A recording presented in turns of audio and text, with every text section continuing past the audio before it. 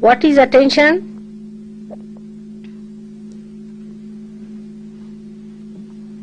What is the movement of attention? And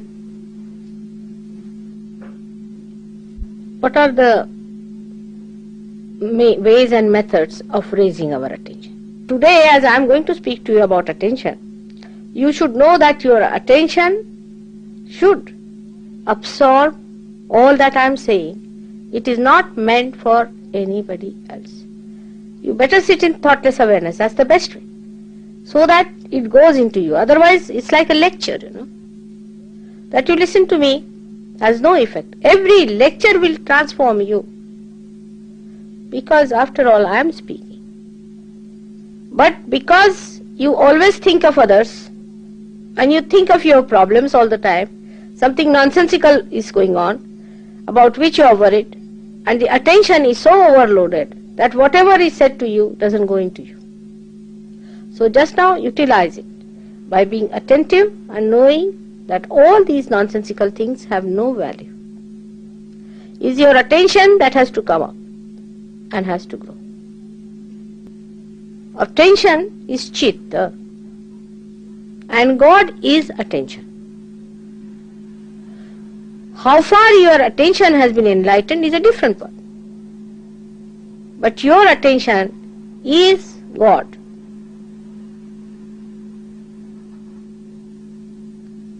If you become enlightened to that extent,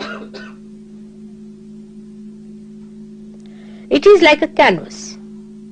You can say it is like a canvas which is spread out for a film. Whatever aptitudes, or you can say the drags or movements of your attention has, shows on that canvas. Our attention is just a pure, completely pure canvas, and is acted upon by the three gunas we have to begin with. And the three gunas come to you, as you know, one from your past, one from your future sense, and one from the present.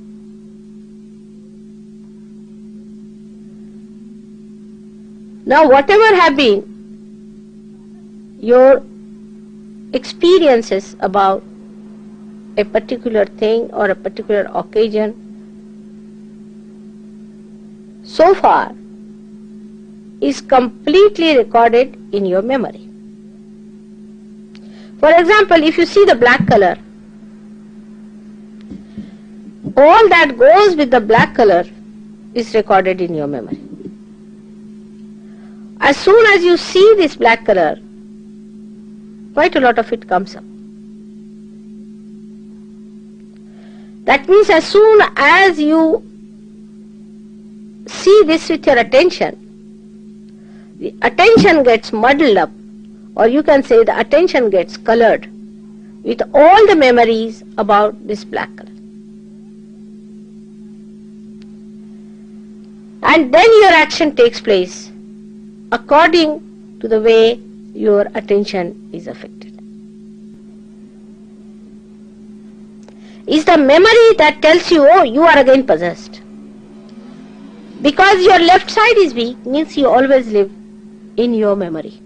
Your memory is stronger than yourself.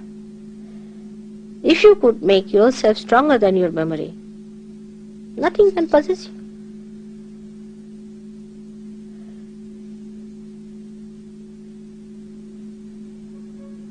But after you get your realization, you are not still identified with that state of mind in which you see your ego and superego as myths.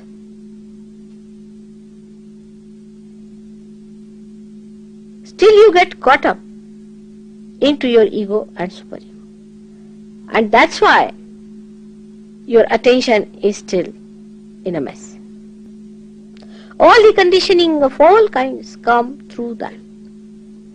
Your reading, even the whole atmosphere can come to you. You see, sometimes you smell a particular soap Or say a rose, you smell it. And all the memories of smelling such a rose sometimes comes to you, and you may feel really elated sometimes, maybe sometimes very unhappy, whatever may be the situation. So you may feel happy or unhappy, because whatever experiences you have had has given you a memory. This memory might have given you a superego or might have given you a ego. This scanning might have taken place.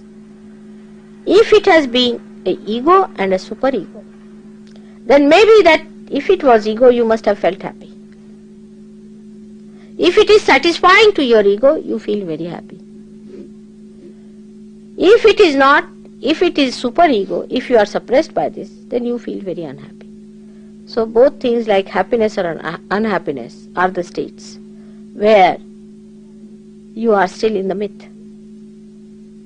Still the myth exists. You have to still go beyond.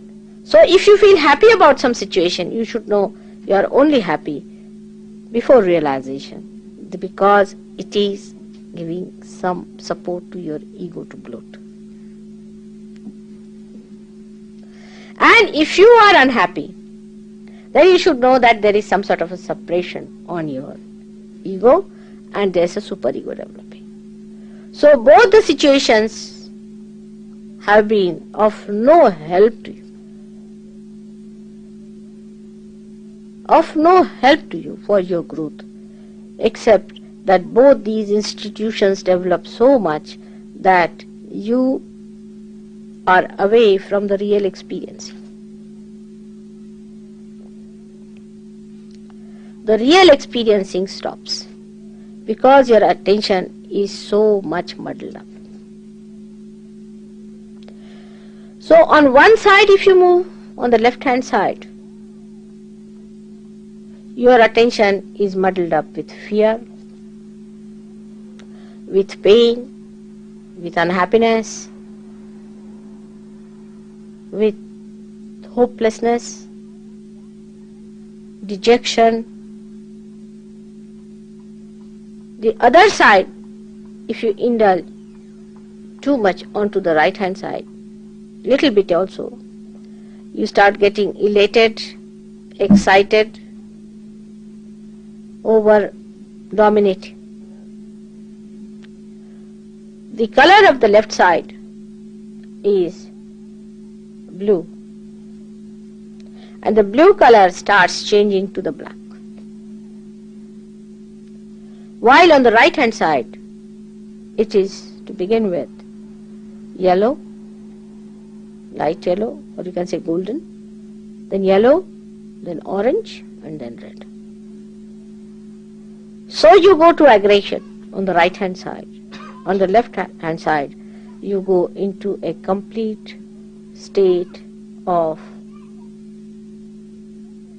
entropy, you can call it, or a state where you are separated from yourself into complete frozen state. So one side you become completely frozen, on the other side you become completely heated up. Both these things are again movement on the wrong direction. Even in the center, when the attention is kept, that you keep your attention more in the center. There also, because it's a very sensitive point, it doesn't stay there. For example, when we say use fire, we can use it for burning the house. In the same way, we can use it for creating smoke. But we can also use this fire in its proper way, if we use it in its proper proportion, for cooking the food, for giving us light. If it is too much, it can burn like a big fire. If it is too little, it can burn like smoke. But in the center, when you know how to balance it, then you can use it for your own purpose, for cooking or for giving light. And then for a puja too. So in the same way, when we really balance our gunas properly, then we become gradually the master of the whole situation.